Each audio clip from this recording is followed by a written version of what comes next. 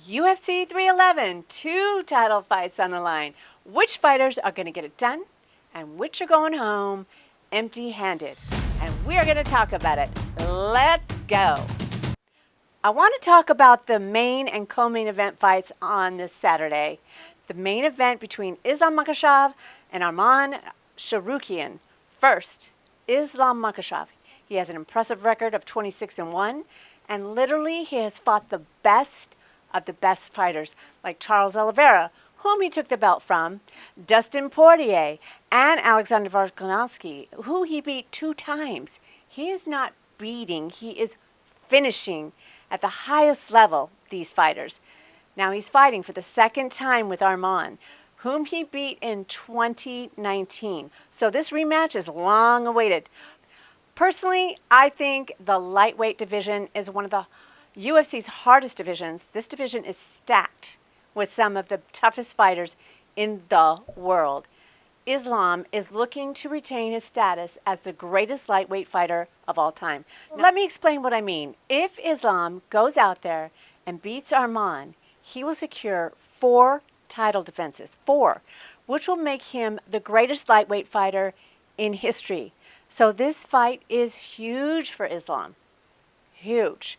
So let's move on to Arman. He has a 22-3 record, and his last fight was with Charles Oliveira, now winning by split decision.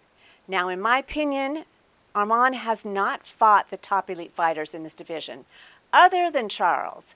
Not to say others he fought were not good, but not fighters like Islam has fought and defended in the past. So let's go back to 2019. His fight with Islam was taken on short notice, so he was not fighting with full camp. So that was interesting. This fight did go the distance, all 3 rounds. Islam won via unanimous decision.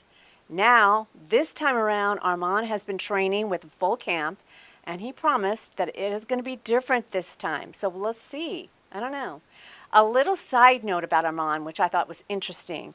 I watched an interview with him, and he said that he was talking about that he just wasn't fully invested in MMA. And I find that very interesting, and frankly, I find it a bit disheartening. I have to ask you something. There was an interesting thing that you had said in one of the recent videos posted to your YouTube channel a couple weeks ago.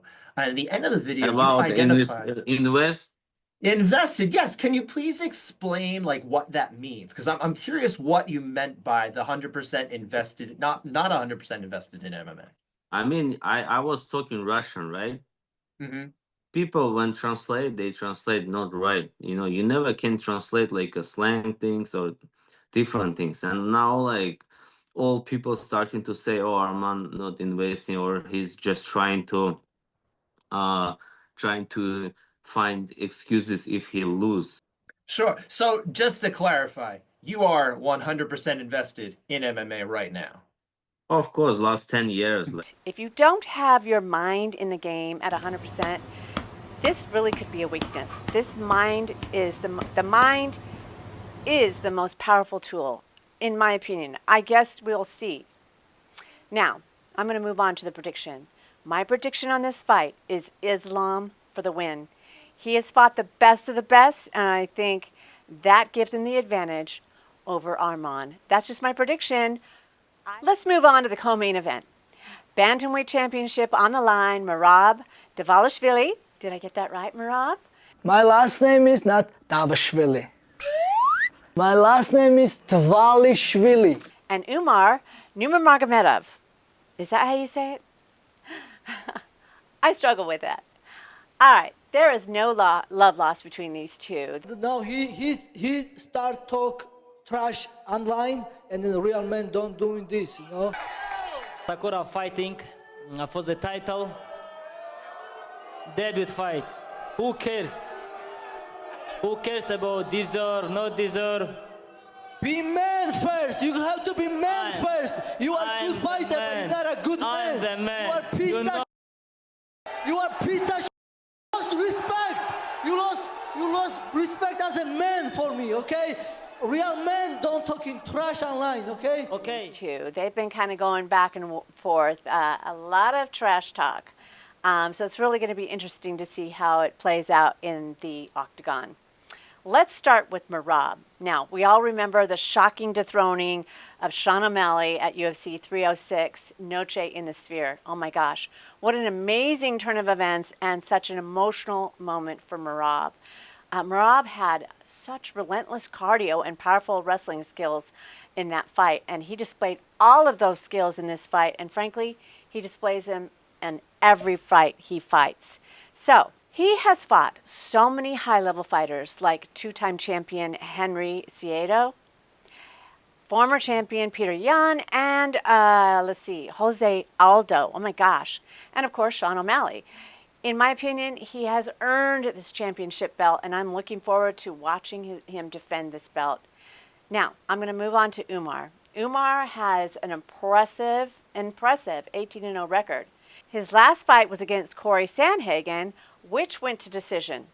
In my opinion, like Arman, Umar has not fought the top-notch fighters in this division.